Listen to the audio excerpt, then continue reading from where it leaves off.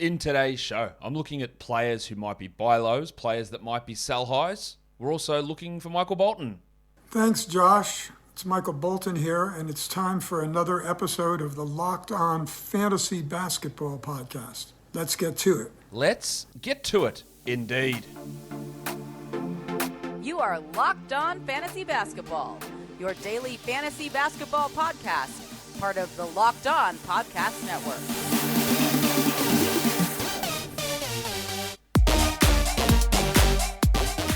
Hello and welcome to the Locked On Fantasy Basketball Podcast brought to you by Basketball Monster. My name is Josh Lloyd and I am the lead fantasy analyst at basketballmonster.com and at Yahoo Sports Australia. And you can find me on Twitter, as always, at redrock_bball and on Instagram at Locked On Fantasy Basketball. This episode is brought to you by TrueBill. TrueBill is the new app that saves you money by helping you identify and stop paying for the subscriptions that you don't need or that you don't want, and can even negotiate deals on the ones that you want to keep.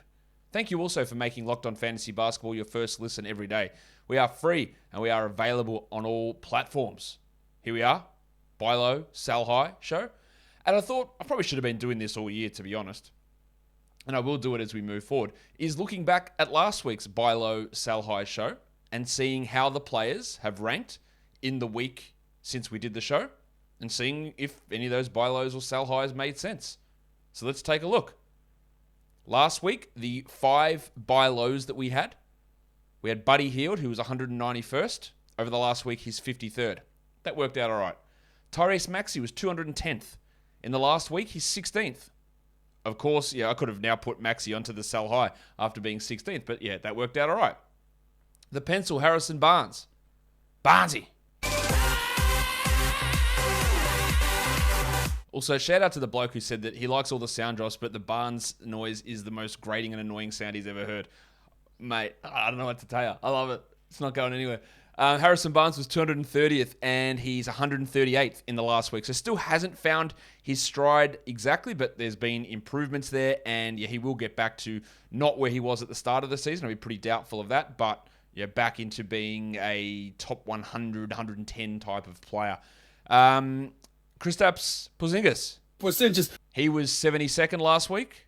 Now he's 32nd since we did that show. So a big step up there. Of course, now he's dealing with some toe and foot issues. Hopefully that's not too much of a long-term thing. Paul George was a buy low. He was 48th last week. We haven't seen him play since, so that's hard to judge, but still buying low. If he's hurt, you might be able to still get a deal there. The sell highs included Donovan Mitchell, who was 7th. He's now down to 15th. Right, that's sort of the right area for him in that 15th zone. Kelly Oubre was 21st. Over the last week, he's 234th. Now that's gone too far in the other direction, but he was always a sell high, and if you could have got any top 100 guy, you should have done it. Scott Barnes, the one that people hated me doing. How can you're an idiot. How can you possibly sell Barnes? He's going to get better. Well, he was 22nd when I did the show last week, over those 2 weeks prior, and he's 55th last week. Again, it's not saying he's bad. It's not saying you sell players for nothing. It's saying that, those numbers aren't going to persist. So maybe want to see if you can cash in at that value. If you can't, oh well. He's 55th over the last week, Barnesy. Bobby Portis was 39th. He's gone down to 83rd over the last week, and now he's in the COVID protocols. And then Franz Wagner. 47th when we did the show. 116th over the last week. Now, they're dealing with a bunch of COVID absences, so he might be able to push back up. But there was a lot of things about his game that made it feel unsustainable. So, a pretty bloody good week. I'd say that's, out of the guys that Paul George didn't play, but otherwise, 9 out of 9 in terms of buy lows, sell highs. Not whether I don't know if you executed them or not, but in terms of the value heading in the direction that I thought it would, it did all right. Let's see how we go this week. And we'll start in Indiana. And we look at Caris LeVert, the bloke who is featured here on the thumbnail on YouTube, so you could have guessed that I was going to talk about him. He is, over the last 2 weeks, the 32nd ranked player in category leagues. He's 47th in points leagues. Now, we know that he has been disappointing for much of this season, but he is starting to turn it around at the moment. He was traded recently, in the last 24 hours, straight up for Cade Cunningham. I would rather have Cade Cunningham in that scenario. But, others may not. But over the last 2 weeks, where he is 32nd, he's shooting 50% from the field. He's shooting 44% from three. We know that percentages have been a massive issue for LeVert all season, all career really. He's also hitting 87% of his free throws. Now, he's had some issues in that area in the past, but he did sort of fix that last year too. So I'm not sure if that's going to stick or not. He's also averaging a 1.5 steals and 0.8 blocks. And they don't seem like big numbers. But when you are a 1 steals guy and a 0.6 or 0.5 blocks guy, they're big. So he's put everything together. Increased field goal percentage, increased three-point percentage, increased free throw percentage, increased steals, increased blocks. And those categories are probably the biggest not single influence, they're the biggest influences, they're the biggest wild variance categories there are. And he's bumped them all up at the same time. So, those steals go down to 1, go down to half a block, go down to 37% from 3, go down to 46% from the field. And you've knocked 40 ranking spots off just there. So he is, I think top 100 for him is relatively possible. He is only 120th for the season, but mind you. But these numbers are obviously on the high end. Again, a sell high doesn't mean sell at all costs. You just get rid of them, you just burn them, see you later, Caris, for whatever. But you try and cut the middle zone there. So any top 50 guy, a guy that you project to be top 50 moving forward, a guy that you project to be top 60 moving forward, I would take that in a trade for Caris LeVert. He might continue this form for another week. That's possible. And you lose out. But over the course of the season, I think that will work out in your favor. Hopefully. Anyway, that's the theory behind it. The theory behind TrueBill is that we know that free trials are there and we sign up to them and we get our subscriptions. We think, we need this right now. And then you forget about it. And the money just keeps coming out of your account. And it's so hard to keep a track of all that. Well, TrueBill is the new app that helps you identify and stop paying for subscriptions that you don't need, that you don't want, or that you simply forgot about. On average, people save up to $720 a year with TrueBill. Because companies make subscriptions hard to cancel, TrueBill makes it incredibly simple. Just link your accounts and TrueBill will cancel all your unwanted subscriptions in one tap. And your TrueBill concierge is there when you need them to cancel unwanted subscriptions so you don't have to.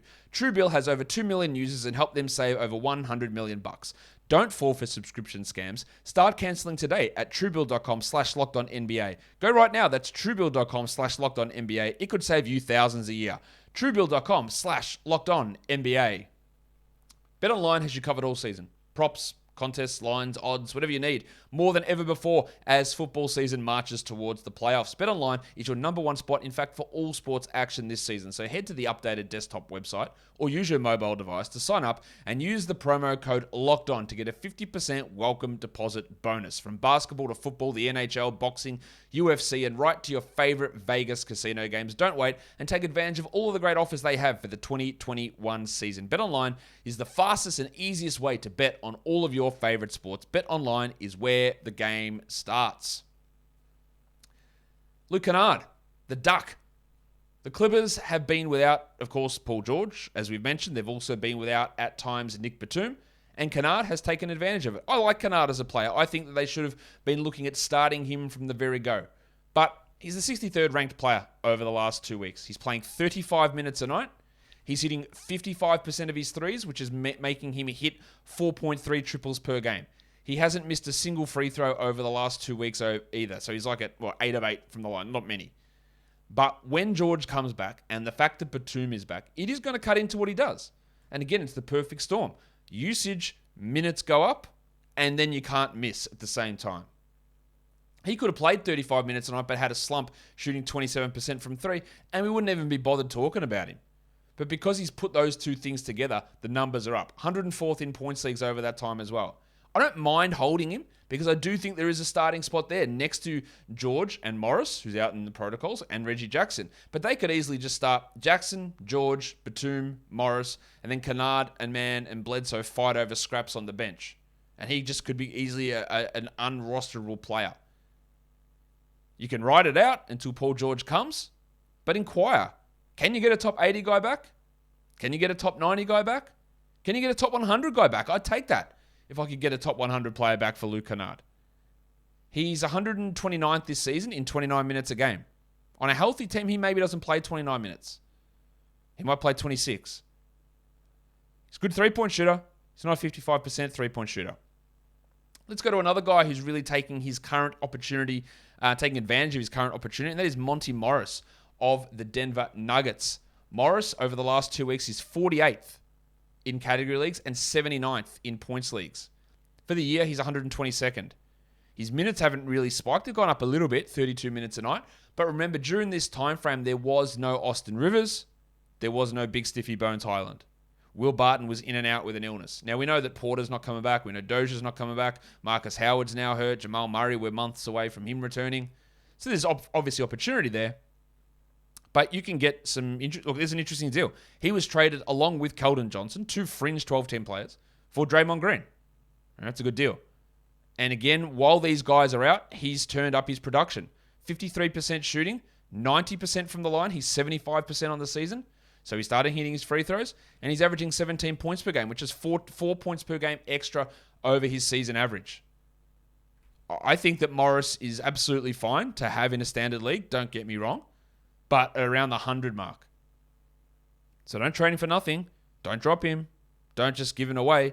If someone wants to give you a top 60 player, a top 70 player, an underperforming guy who might be on this buy low show that we're going to talk about in a second, do you want to be looking at those sort of guys? Yeah, I think you do. I think you want to be trying to attack those players who are underperforming with Morris. It's about trying to flip value, and if you can do double flips, buying low, selling high, that's always going to be a positive outcome. Now, I don't know what show it was that I was talking about this. There was definitely a show that I was talking about it, but I was saying that, hey, Ja Morant's probably back this week. Well, Ja Morant is questionable for today's game. So you've got a couple of hours where the sell high window is still open, and that is for Desmond Bane. Desmond Bane, over the last 2 weeks, is the 55th ranked player. He's 72nd in points leagues. He's been really good. I like Desmond Bane. I think it was ridiculous that he dropped as far as he did in the NBA draft. I really like him as a player, right? But I'm including him here because Morant is on his way back. But also, people really love this bloke.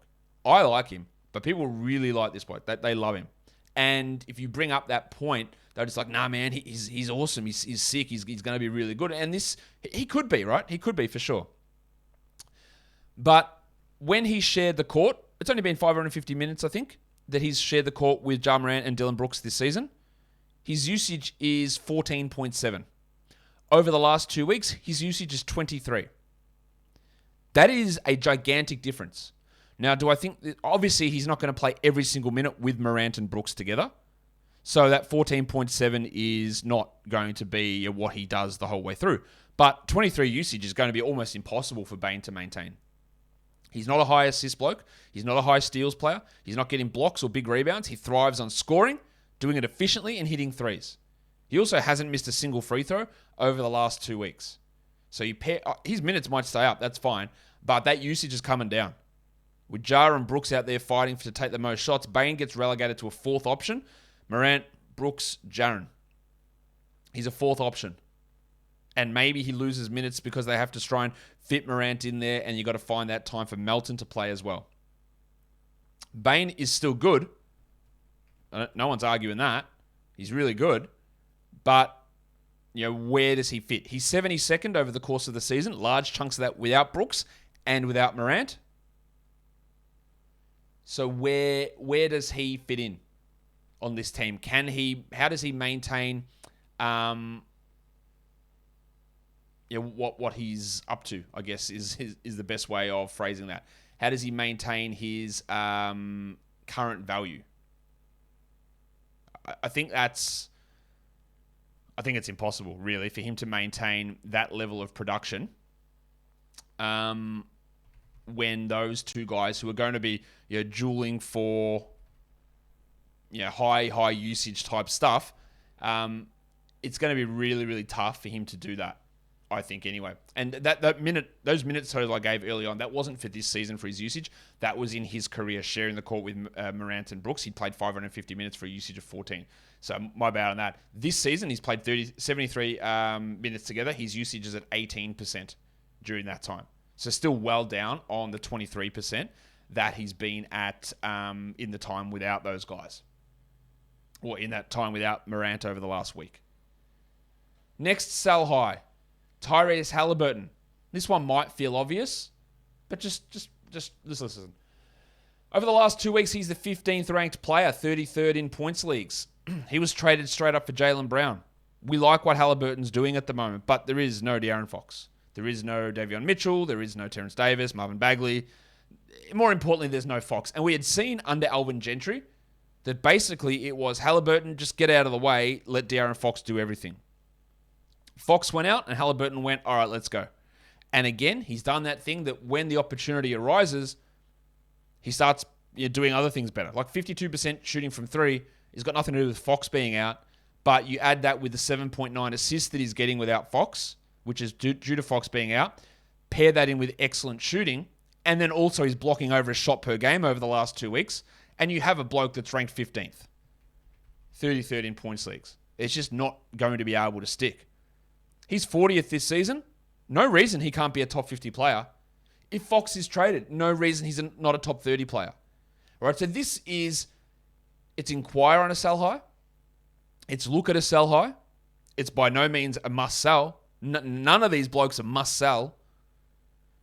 It's about, can I get the right value? Otherwise, I'll just enjoy this little hot streak. Maybe if Fox is traded, it helps him out. But if I can get a top 20 player, I do it.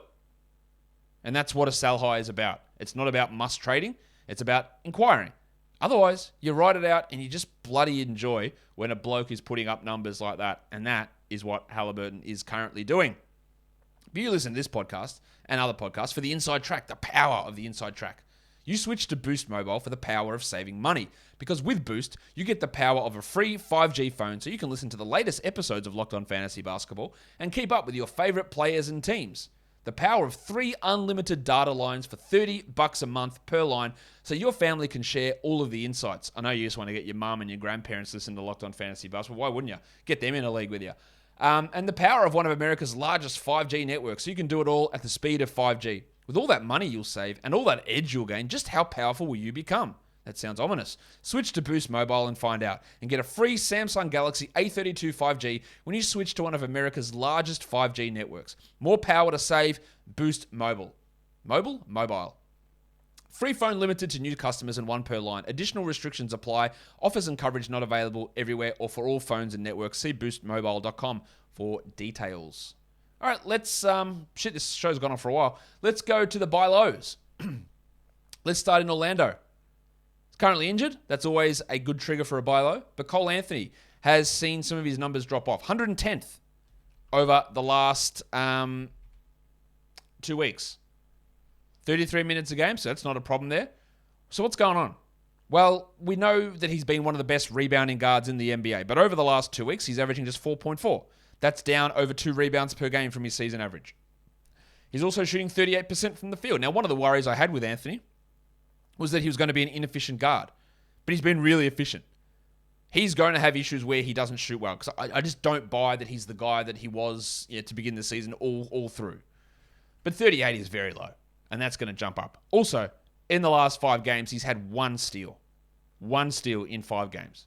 Right? That's not a realistic number for him to continue with. It just isn't. Like, he's not going to be able to keep going and getting so low steals. He was traded, someone straight up for Will Barton. Like, that is thievery to me. I know Markelle Fultz is coming back, so you can use that in a deal negotiation. I don't think it's going to impact Anthony very much at all. It might somewhat, but now is the time. He's the 37th ranked player this season. I don't think he gets back to that. Top 50, top 60, probably reasonable. Throw a top 70 guy out there. See if the injury, the Fultz return, the recent regression can buy you something there. Don't pay too much. That sounds like an ad for, I don't know, Franco Cozzo or something. But inquire. This bloke's just been shithouse. Like, really bad. Terry Rozier. The 311th ranked player over the last 2 weeks. That is atrocious. 218th in points leagues. He's played 4 games over this time frame, playing 26 minutes a night. They have been blown out millions of times. He's 86 for the season. I think top 100 for him is probably the right spot. But he's better than this. Like, I don't think he's particularly good, and I would definitely not, if I was the Hornets, have given him the extension that they gave him. Definitely would not have. But they did, so they believe. 35% field goals is horrid. 50% from the line is also horrid. He's averaging just 0.8 steals. And again, when you're a 1.2 steals player, Losing a third of the production in that category hurts a ton. This is one of the most obvious buy lows that are out there, but it's about getting the right option there. Your two worst players for Terry Rozier, that's the deal you make. Your 11th and 12th best player, that's the deal you make. Don't look at Rozier to be a top 60 player like he was last year. If he gets there, it's a bonus, but you don't trade for that. View him as a top 100, top 90 at best player. Maybe top 70, but you don't pay that price to get him in. Just understand that there's at least these three categories, plus the 26 minutes a night, that are all going to boost up for Rozier as we move forward. No question about it. I am ready to get hurt again. Yusuf Nurkic, 157th over the last 2 weeks. 87th in points leagues. He was traded straight up for Josh Giddey. I like Giddey. I like Nurkic more. Nurkic is the 76th ranked player this year despite playing 25 minutes a night, and it hasn't been minutes that dropped him down. He's playing 28 a night, and we're seeing him get over 30 regularly. So again, the bullshit of he's too unfit to play big minutes is bullshit. It's just that. But they're playing him a lot more minutes at the moment. So why is he so low? Well, he just can't block any shots. His shot blocking has been well down this season, but in the last 2 weeks, it is rock bottom. 2 blocks in his last 7 games. That's putrid, right? He's been getting around a block per game. So we're well down in that category. Yeah, boosting that back up already pushes him to top 100. He's not a great free throw shooter, but he's hitting just 67% of his free throws over this 2-week period. He's also at just 0.6 steals, which is obviously a really low number. Not that he's a high steals guy, but that's a low number. He's averaging 1 steal a game this season. His rebounds are also down from 10 down to 9. And that 10 was coming in 25 minutes. The 9 is coming in 28, so his rebound rate is well down. And when you go your free throws from 74 down to 67, it's a big dip. And all that's impacting him. So if he was able to turn these higher minutes into a situation where we could start to get some blocks. And his blocks have been terrible. He was at 1.1 last year for blocks. He's at 0.5 this season. But he hasn't blocked a single shot in his last 4 games. Like, not a single shot. It's going to turn around. Now, trade him for any top 100 guy, I would. I'd be, if I've got a top 100 player, that is what I'm getting for Nurk. Because if he can tie the minutes in with getting some blocks back, getting some steals back, and hitting his free throws marginally better, then you're already at top 80. Easily. You might disagree with that. That's fine. Marcus Smart, also on my list here. Smarty is 192nd over the last 2 weeks. That's shocking. 116th in points leagues. Now, we don't look at Marcus Smart and go, wow, knockdown shooter, sick. He's going to hit everything. But we don't look at any NBA player and say, well, they're 14% three-point shooters. That's what's going to be real as we move forward. Because it's just not true. He's only hitting 28% from 3 this season, but that is literally double what he's doing over the last week. And in the past, 30% last year, 33 last year, 35 the year before that, 36 the year before that, 30 the year before that. This is his worst three-point shooting season in 5 years. In fact, I think it might be close to his worst career shooting season from 3. It is outside of his second year where he shot 25%. And down at 14%, that's horrible. And that's, of course, impacting his volume of threes. 0.5 threes only per game. That's really bad. And he's hitting 71% from the line. He hit 79 last year, 84 the year before that. He's at 76 this year, but that 71 is dragging him down. Smart's the 90th ranked player this season. I think that's sort of where he is. And obviously his value goes up in a punt field goal scenario. But these numbers are way, way too low.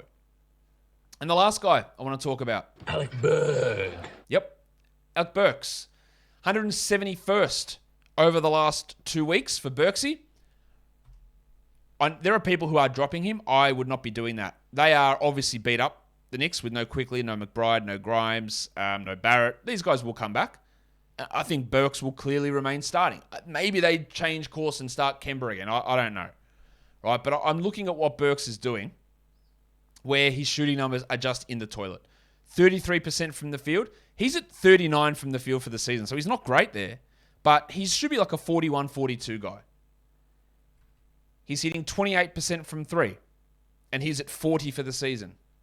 He's hitting 37% from 2, which is an abysmally low number. Now, he's only at 38 for the year, so there's still room for that to grow. He's never been under 41% in his career. He's also not generating steals at 0.8. It's a low number. That's 0.8 steals in 36 minutes.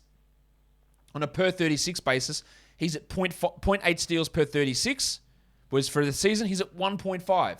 So basically, his steal rate has been cut in half.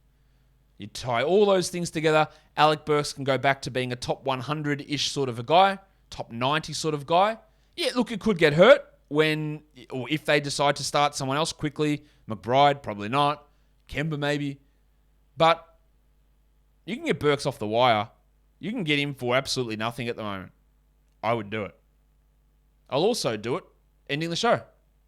That's a shit segue, but doesn't matter. We're done. Follow this podcast on Apple Podcasts, Google Podcasts, Stitcher, Spotify, and on the Odyssey app. If you are here on YouTube, though, thumb me up. Drop your comments down below. Flick the little bell, and you'll never miss an episode. Guys, we are done here. Thank you so much for listening, everyone. See ya.